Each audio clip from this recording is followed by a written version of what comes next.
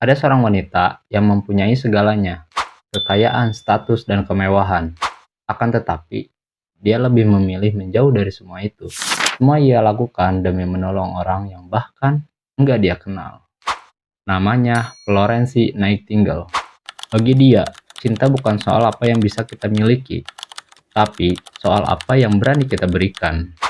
Florence lahir pada tahun 1820 dari keluarga Inggris yang sangat kaya. Nama Florence sendiri diambil dari kota tempat dia lahir, di kota Florence, Italia. Sejak kecil, dia sudah mendapatkan pendidikan elit, dari mulai matematika, bahasa, sejarah, dan filsafat. Bagi orang tuanya, ini sangat penting, karena banyak perempuan di kelas sosialnya atau tempat dia tinggal hanya diajarkan jadi istri dan ibu rumah tangga. Menginjak usia remaja, Florence merasa hidupnya harus punya tujuan besar. Florence merasa terpanggil untuk bekerja di bidang perawatan kesehatan. Bagi keluarganya, ini sangat mengejutkan, karena profesi perawat saat itu dianggap pekerjaan yang kasar, tidak terhormat, dan dekat dengan lingkungan kotor. Walau keluarganya mencoba untuk melarang, tapi Florence belajar secara diam-diam. Dia akhirnya mendapatkan pelatihan di Jerman, salah satu tempat langka yang mengajarkan perawatan pasien secara sistematis.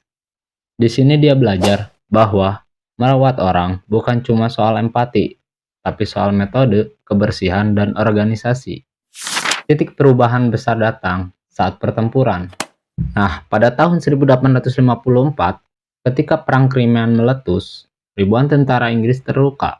Mereka dirawat di rumah sakit militer di Turki. Oleh karena itu, Inggris mengirim Florence dan tim perawat ke rumah sakit militer di Turki. Tapi kondisinya tidak terlalu baik. Banyak tentara terkena penyakit menular yang menyebar di rumah sakit, seperti tipes, kolera, dan penyakit akibat sanitasi yang buruk. Jadi, bukan karena luka perang. Florence melihat ini bukan masalah individu, tapi masalah sistem. Pada saat itu juga, Florence langsung mengambil tindakan. Ia mulai membersihkan bangsal rumah sakit, mengatur aliran udara supaya tidak lembab dan tidak pengap, mengatur distribusi makanan pasien, dan mengatur pencatatan kondisi pasien secara detail, serta memastikan suplai air bersih tersedia. Perubahan ini menurunkan angka kematian secara signifikan, yang membuat Florence berbeda dari perempuan pada zamannya. Dia mencatat semuanya dalam data statistik. Dia membuat grafik dan laporan untuk menunjukkan bahwa kebersihan dan manajemen yang baik bisa menyelamatkan banyak orang.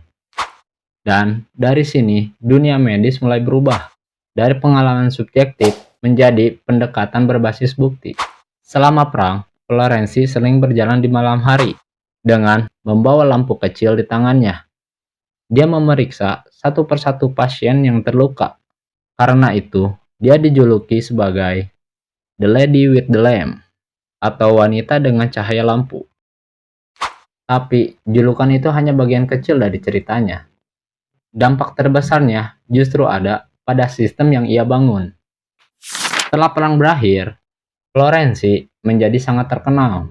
Akan tetapi, dia tidak menggunakan ketenaran tersebut untuk hidup yang nyaman. Dia menggunakan pengaruhnya untuk mendorong reformasi besar di bidang kesehatan publik Inggris. Dia membantu merancang standar rumah sakit modern.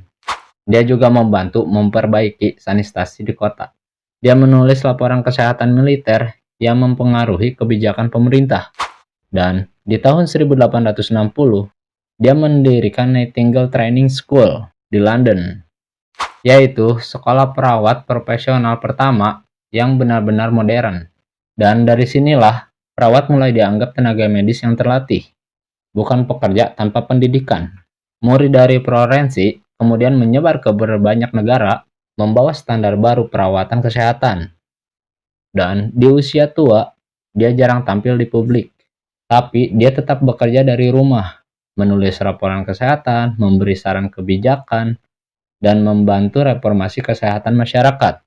Saat wafat tahun 1910, pada usia 90 tahun, pemerintah Inggris bahkan menawarkan pemakaman kenegaraan Akan tetapi, keluarganya memilih pemakaman sederhana sesuai dengan keinginan Florensi.